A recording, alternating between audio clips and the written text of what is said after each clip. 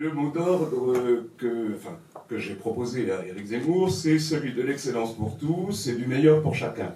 C'est-à-dire retrouver une école effectivement presque perdue, qui est l'école de la République, offrant, bon, il ne faut pas non plus voir les choses de façon idyllique, elle n'a jamais été parfaite, mais en tout cas l'ascenseur social, c'est certain, fonctionne beaucoup moins qu'il a fonctionné, quasiment plus, il est en panne, on le sait. Donc retrouver une école de la République, la refonder, une école qui offrira, encore une fois, à tous l'excellence, selon l'ambition et les moyens de chacun. Donc permettant à chacun de donner le meilleur de soi-même. Donc ça, il y aura, si vous voulez, deux axes, et le premier axe serait de permettre en effet à chaque élève de viser l'excellence tout au long de sa scolarité. Pour cela, il y aura un ministère qui ne sera plus le ministère de l'Éducation nationale, puisque l'école n'est pas essentiellement là pour éduquer, donc ça serait plutôt le rôle de la famille. Ça redeviendra le ministère de l'Instruction publique. Alors, comme certains journalistes, voire historiens l'ont dit, mais alors, bon, tout de suite, hein, ce que vous voulez, c'est, voilà, vous voulez revenir à l'école de papa, de grand-papa, vous voulez faire un musée de l'école, c'est pas du tout ça notre propos, bien sûr. S'il s'agit de restaurer certaines choses, de s'inspirer du passé, eh bien, en fait, il s'agit de prendre dans le passé ce qu'il y avait de meilleur, pour ouvrir justement sur l'avenir. Il ne s'agit absolument pas d'ouvrir un musée de l'école. Bon, déjà, là, je voudrais qu'on soit bien net là-dessus, parce qu'évidemment, c'est un reproche qui est souvent fait lorsqu'on écoute un seul mot ou une seule phrase de ce que dit Éric. S'inspirer donc de l'école qui a réussi, qui nous permettra de réussir, mais en fondant, bien sûr, quelque chose de nouveau. Beaucoup de choses, peut-être toutes à la limite, vont se jouer à l'école primaire. Donc il faut retrouver une école primaire digne de ce nom, une école primaire où on va tout de suite transmettre les savoirs, c'est-à-dire tout d'abord insister sur tout simplement lire, écrire, compter, beaucoup insister en premier sur la maîtrise du français. D'abord maîtriser la lecture, donc revenir à une méthode entièrement syllabique et pas semi-syllabique ou syllabique avec des exceptions, donc vraiment une méthode syllabique qui permette à la fin du cours préparatoire, effectivement, aux élèves de savoir lire. Donc tout ce qui est en fait annexe, tout ce qui est de l'ordre du divertissement, plus de l'éducation justement que de l'instruction, va être mis au second plan. C'est ce qui fait que, et je sais bien, on peut-être un risque en rappelant cet aspect de la mesure, mais je le prends, puisqu'il faut trouver des heures. C'est ce qui fait qu'à l'école primaire, eh bien, il n'y aura plus de pseudo-apprentissage d'une langue vivante, parce que les instituteurs savent très bien que c'est un pseudo-apprentissage, que là aussi ça participe du divertissement, il faut que ce soit ludique, mais qui est chargé de cela, sauf exception, dans certains endroits très rares, les instituteurs. Or, les instituteurs, ils sont chargés de tout. Ils sont chargés d'enseigner les langues vivantes, ils ne sont pas formés pour ça, ce ne sont pas les professeurs de langues vivantes. Ils sont chargés de l'enseignement de l'éducation physique, ils sont chargés d'un enseignement de la musique, mais je reviendrai. Ils sont chargés, évidemment, aussi de la fameuse inclusion. On en a beaucoup parlé la plupart du temps. Donc, ils en ont énormément sur le dos. Eh bien, il faut que les instituteurs, pour le bien des enfants, reviennent aux apprentissages fondamentaux. Pour trouver des heures pour les apprentissages fondamentaux, français, mathématiques, eh bien oui, on va réserver un véritable et sérieux apprentissage de la langue vivante 1 à l'entrée en 6e. Ce n'est pas pour autant que l'école se repliera sur elle-même, ce n'est pas pour autant que tout notre système sera fermé à l'étranger, bien sûr, ça, ce ne sont que les caricatures. Mais avant l'arrivée au collège, et ça c'était une mesure aussi qui a fait beaucoup parler, qui a fait couler beaucoup d'encre et qu'on a caricaturé à plaisir, on va passer par le certificat de fin d'études primaires. C'est-à-dire qu'il se passera à la fin du CM2, pas de la 7e, comme persiste parfois à dire Eric, mais bon, ça c'est pas grave, qui sera une évaluation. Une évaluation qui portera justement sur les fondamentaux, c'est-à-dire il n'y aura d'épreuves que sur le français, donc écriture, lecture, compréhension du texte, et sur les mathématiques. Voilà. Et donc, on évaluera les acquis à la fin du CM2 des élèves. Donc, un examen, mais qui ne sera pas un coup près. En ce sens que ce sera une évaluation, pas un examen d'entrée en sixième, une évaluation qui portera sur les fondamentaux. Et si l'examen n'est pas obtenu, il ne signifiera pas forcément le redoublement. Il pourra mener au redoublement. Dans certains cas, l'examen aura été vraiment trop mal réussi et bien sûr, l'élève aura intérêt à redoubler. Il y aura bien sûr des évaluations avant celle du certificat d'études et il y aura des redoublements possibles avant celui du CM2, bien évidemment. Pas des redoublements punitifs, justement, mais des redoublements, comme on le sait bien, quand on enseigne, quand on a enseigné, qui doivent être une chance pour les élèves qui ne sont pas au niveau et qui, avec une année supplémentaire bien faite, pourront se remettre à niveau.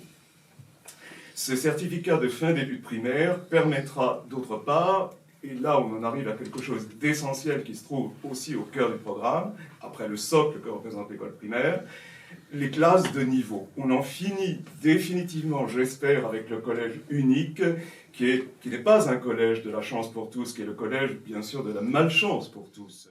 Les classes hétérogènes sont une malchance pour tous, aussi bien pour les moins bons que pour les meilleurs. Il y aura donc des classes de niveau, et le certificat de fin d'études primaires permettra justement, dans la mesure où c'est une évaluation, d'orienter, selon les résultats, l'élève vers une classe moins bonne, qui sera aussi moins nombreuse, une classe de niveau moyen et une classe de très bon niveau. C'est tout sauf une assignation à l'origine sociale. C'est au contraire permettre à chaque élève de donner, encore une fois, le meilleur de soi, dans le niveau où il se trouve, continuant dans ce niveau-là, 5e, etc., ou bien, et c'est ça qui est très important, prenant une passerelle, puisque rien n'est définitif, rien ne doit être définitif, justement. Or, les classes hétérogènes, eh bien, souvent, elles sont, quoi qu'on en dise, depuis des décennies, assignation à origine sociale. Il y aura des passerelles qui permettront de passer d'un niveau à l'autre, dans un sens ou dans l'autre, justement parce que c'est permettre à chaque élève d'avancer selon son rythme. On peut espérer, et je crois que ce sera le cas, que les moins bons, peu à peu, arrivent à meilleurs et puissent prendre la passerelle. Et puis, il y a aussi la passerelle qui pourra être prise dans l'autre sens, au cas où il n'y ait pas vraiment de progrès, afin que l'élève en question se remette à flot. Donc, quelque chose de très souple, exactement l'inverse du mauvais procès qu'on veut nous faire ici et là. À la fin de la 5e, il y a possibilité, selon le niveau, mais surtout selon l'ambition, selon le talent de chacun, d'envisager une voie professionnelle. Mais là encore, ce n'est pas du tout un tri sélectif, contrairement à ce que nos ennemis voudraient faire croire. C'est tout sauf ça. Parce que la voie professionnelle, dans notre esprit, ça doit être l'une des voies d'excellence. C'est l'excellence pour tous, c'est cette voie professionnelle qui pourra être découverte en 4e. Ce sera une voie qui permettra vraiment aux élèves intéressés de découvrir des choses. Et bien sûr, il faudra développer l'alternance. Donc, ça va être une découverte en 4e. Ça ne sera pas non plus une orientation définitive, puisque là aussi, il doit y avoir des passerelles.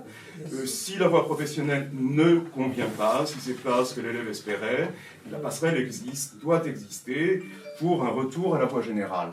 Une autre mesure, toujours sur cette voie de l'excellence, nous entendons permettre à chaque élève qui le désire, qui est intéressé par cela, de suivre un véritable enseignement du latin et du grec. On sait très bien ce que peut apporter l'étude d'une langue ancienne. En soi, c'est la découverte d'une civilisation, d'une littérature, bien sûr. Et tu parlais tout à l'heure de la grammaire, apprendre la grammaire latine, c'est un outil formidable pour bien comprendre sa grammaire française. Et évidemment, plus tôt on l'apprend, évidemment pas à l'école primaire, mais en tout cas en 6e ou en tout cas en 5e, comme ça se passe censément actuellement, eh bien c'est permettre à l'élève de bien comprendre la grammaire de sa propre langue, puisque, comme on le sait bien sûr, la syntaxe de la langue française doit énormément à celle de la langue latine. Donc c'est bien comprendre le latin, bien sûr, et pouvoir avoir la joie de traduire, mais bien comprendre, mieux comprendre la langue française, et ne pas en arriver en seconde en confondant un verbe et un nom. Une autre mesure, toujours dans sur la même ligne, sur le même axe, qui peut paraître à certains aussi un peu même surprenante. Hein, j'ai vu quand certains l'ont lu qu'ils étaient un peu surpris. C'est l'instauration d'un véritable enseignement de la musique. L'apprentissage de la musique, il existe à l'école, il existe au collège. Mais à l'école, justement, il repose sur les épaules des instituteurs qui ont trop à faire. Et un véritable apprentissage de la musique, ça passera par la présence d'un professeur certifié de musique à l'école, ainsi qu'au collège, qui existe déjà, ce qui est plus ou moins bien fait. Ça passera aussi par la présence d'une chorale dans chaque école, puisque actuellement 56% seulement des écoles possèdent une chorale, d'après les chiffres que j'ai pu voir. Pourquoi la musique? Parce que la musique, c'est peut-être plus encore qu'un autre art, l'accès au beau, c'est aussi découvrir l'instrument qui se trouve en nous-mêmes, la participation à une chorale, c'est permettre de trouver autre chose à l'élève. Donc sur un autre plan, de trouver l'instrument qu'il a en lui, au sein d'une chorale ou d'un orchestre, dans l'idéal, aussi de participer à une collectivité. Donc elle existe évidemment avec la pratique sportive. La pratique sportive, elle existe, et je pense qu'on en parle suffisamment. La pratique de la musique, on en parle beaucoup moins. La pratique de la musique, c'est aussi, au sein de cette pratique collective, la découverte d'un sens qui, à mon avis, est essentiel même dans la formation du citoyen. Je parlais tout à l'heure de la violence, mais la pratique de la musique, c'est la découverte des nuances. Pour moi, si vous voulez, le beau, en particulier la musique, évidemment, on peut aussi penser aux arts plastiques, c'est une table bien garnie, c'est un festin qu'on va offrir justement à tes élèves. Non, voilà. Ça, c'est la table où la musique, pas seulement française, bien sûr, mais occidentale, la culture vous est offerte, vous vous servez, mais attention, pas n'importe comment. Vous dégustez, et on vous apprend à déguster. C'est pour vous. Contrairement à ce que disent, et ça, j'en suis vraiment persuadé, à ce que dit la gauche, au fond. Parce que ce que dit la gauche, officiellement, c'est l'inverse, mais officieusement, c'est vous êtes là, vous y restez. Non, nous, on veut l'inverse. C'est ça, l'école. L'école d'Éric Zemmour, c'est ça. C'est l'école vraiment républicaine. Alors, après le collège, on en arrive, évidemment, au lycée.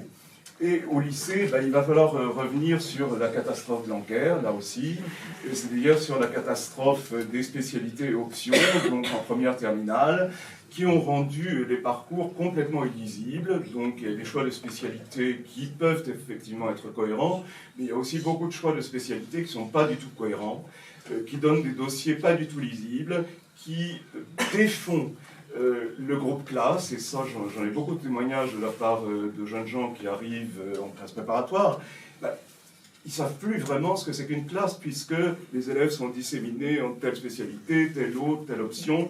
Donc le groupe classe, il se retrouve au maximum actuellement à 15-16 heures hebdomadaires, avec des choix de spécialités qui sont souvent peu cohérents et qui, pour en arriver à un sujet à la mode, rendent très difficile la lecture des dossiers sur Parcoursup. La chose essentielle, c'est la lisibilité des dossiers. Or, les dossiers qui viennent actuellement du lycée, eh bien, ils sont illisibles. Pourquoi? Parce que les notes sont gonflées, parce que, ensuite, après Parcoursup, le baccalauréat, j'y reviendrai, lui aussi est gonflé, n'a plus aucun sens, mais déjà, les notes mises sur les livrets scolaires sont absolument illisibles, incompréhensibles. Donc, nous qui lisons les dossiers qui nous viennent sur Parcoursup, nous avons beaucoup de mal à évaluer. Donc, la vraie question, c'est celle-là. Mais qu'est-ce qu'on arrive à évaluer par Parcoursup? Justement, ce sont les dossiers qui viennent de lycées connus. Donc, a priori, d'élèves plus favorisés, même si ce n'est pas toujours le cas. Et on voit bien que, via ce système-là, soi-disant au bénéfice des moins favorisés, avec d'autre part la fameuse discrimination positive, se retourne à nouveau contre les moins favorisés. C'est à nouveau, et ce sera mon mot d'ordre, cette assignation à Orgier. Donc, la réforme Blanquer, on en finit avec elle, on rétablit les filières, bien lisibles, filière scientifique, filière littéraire, filière économique, mais attention, on ne va pas rétablir une voie royale qui serait la voie scientifique, parce que ça, évidemment, le passé n'est pas toujours rose, hein, et on sait très bien que la filière scientifique était devenue la voie royale, et que même des élèves excellents littéraires, par exemple, prenaient la filière scientifique pour être dans la plus belle filière, celle qui ouvrait toutes les voies. Non. Là encore, puisque l'axe c'est toujours celui de l'excellence et du meilleur pour chacun, on va faire de chacune de ces trois filières une filière excellente. Si la filière scientifique implique évidemment un très bon niveau en mathématiques en particulier, la filière littéraire imposera la pratique d'une langue ancienne. Pas parce que c'est bon, une langue ancienne et parce que ça plaît aux professeurs des lettres classiques, non, parce que la pratique de la langue ancienne, donc, d'une part, elle permet de mieux comprendre sa propre langue et elle est un gage de rigueur. Pour la filière littéraire, telle que nous l'envisageons, une langue ancienne au moins obligatoire, et puis après, bien sûr, pour chaque filière, des sous-filières, des options, plus de langue vivante, moins de langue vivante, en mathématiques, donc en filière scientifique, plus orientée pour aller vers les SVT, par exemple, en filière économique, soit un horaire renforcé d'histoire-géographie, soit une option mathématique. Donc il y aura aussi des sous-options, mais l'ensemble restera très lisible, très clair, afin que, au moment venu, les dossiers soient lisibles et que les élèves eux-mêmes, d'ailleurs, puissent mieux choisir leur propre orientation.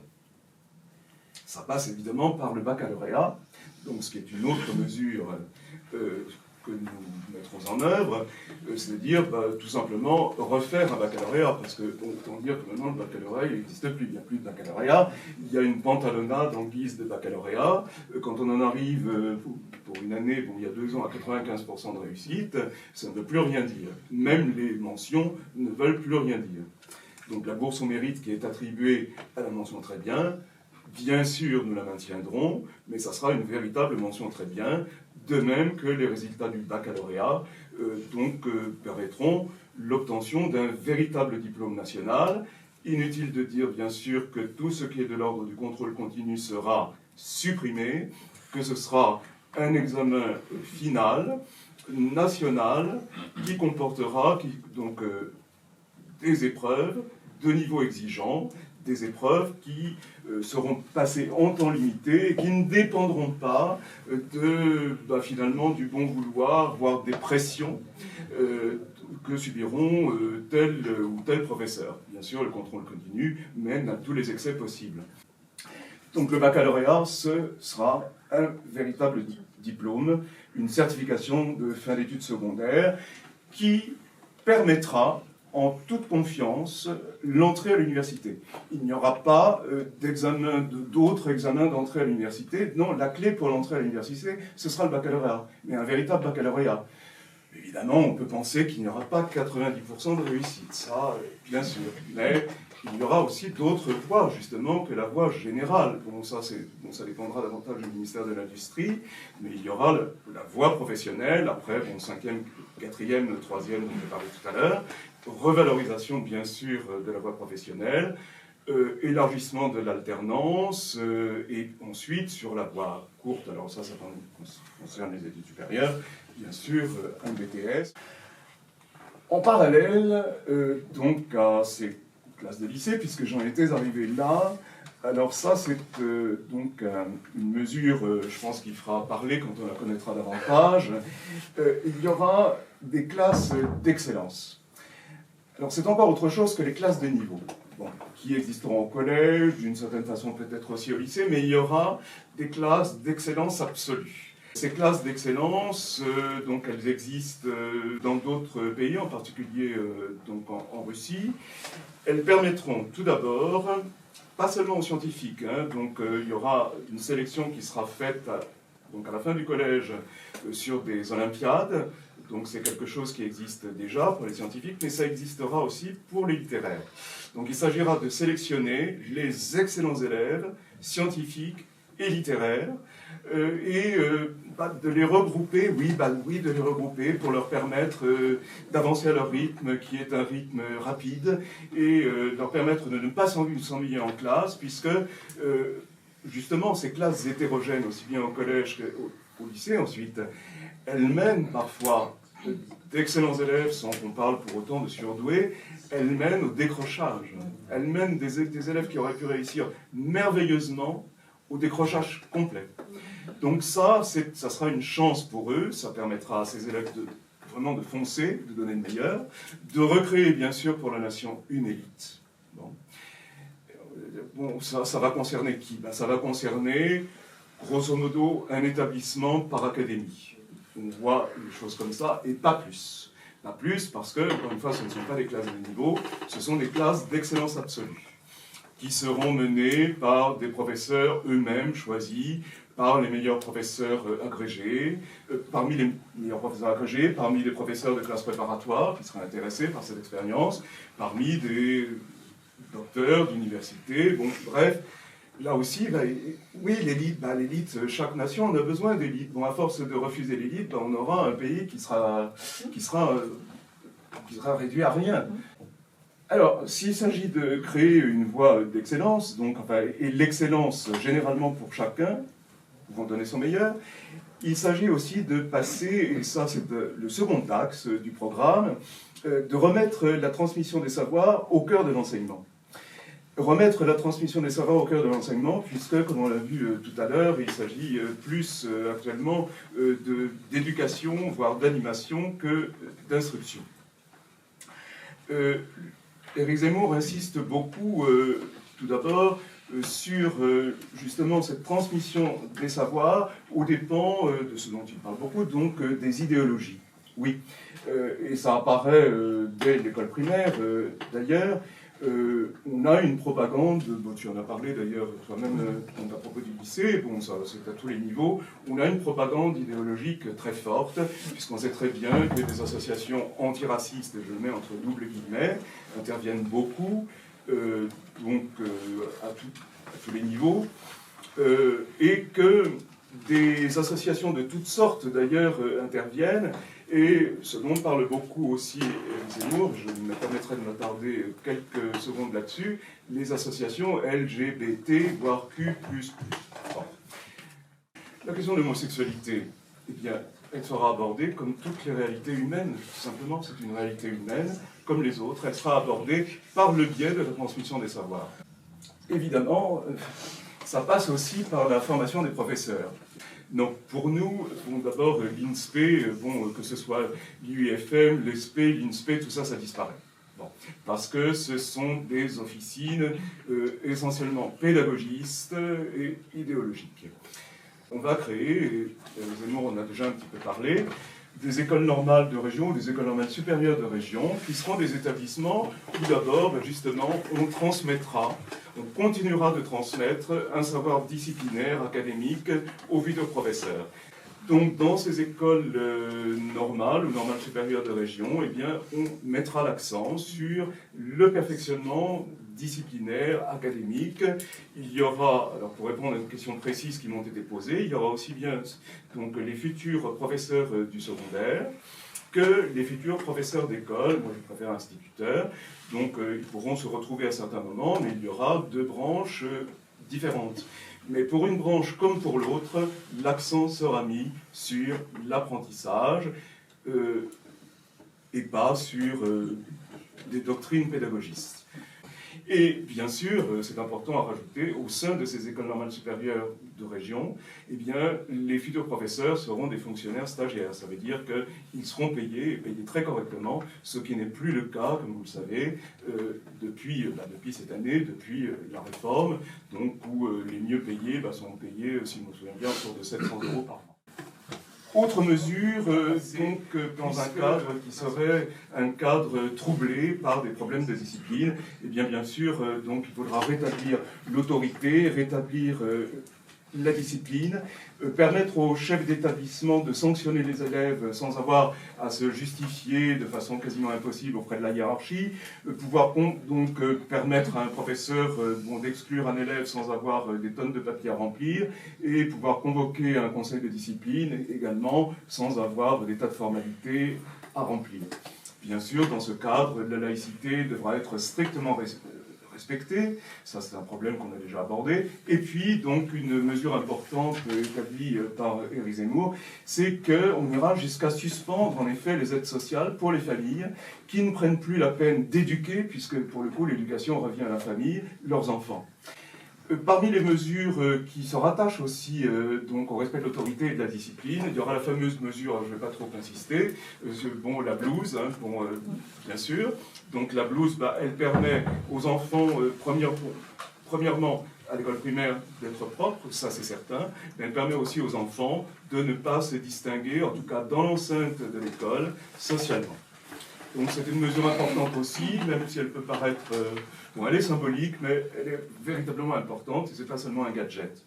Dans le même ordre d'idées, autre mesure, eh bien, nous rétablirons à la place des CPE, des surveillants généraux, qui auront pour but exclusif, ce qui n'est pas la fonction actuelle des CPE, de maintenir l'ordre, avec un lien direct avec le commissariat. Donc le surveillant général sera chargé du respect de l'ordre. Au moindre problème de discipline qui se posera, il interviendra et il pourra intervenir avec qui de droit. Enfin, toujours dans ce même ordre d'idées, une dernière mesure consistera en la création d'internats. Alors, les internats d'excellence existent, donc c'est quelque chose qui existe, et alors là on est complètement d'accord avec Blanquer, il faut les développer, il faut qu'il y en ait au moins un dans chaque département. Donc c'est une mesure qui existe, elle est très bonne, développons-la. Mais nous allons créer des internats que nous appellerons de réinsertion.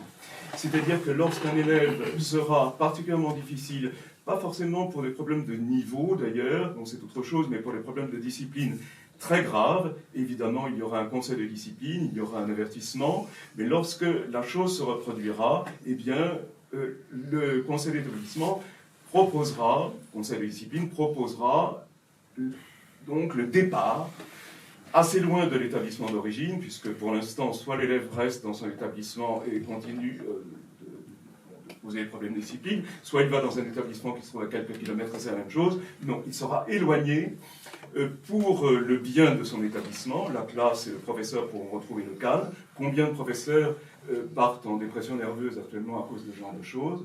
Ça coûte très cher humainement et financièrement. Donc, l'élève en question, passant éventuellement devant le juge des enfants, sur un problème juridique, rejoindra un internat de réinsertion, ça sera une chance pour lui.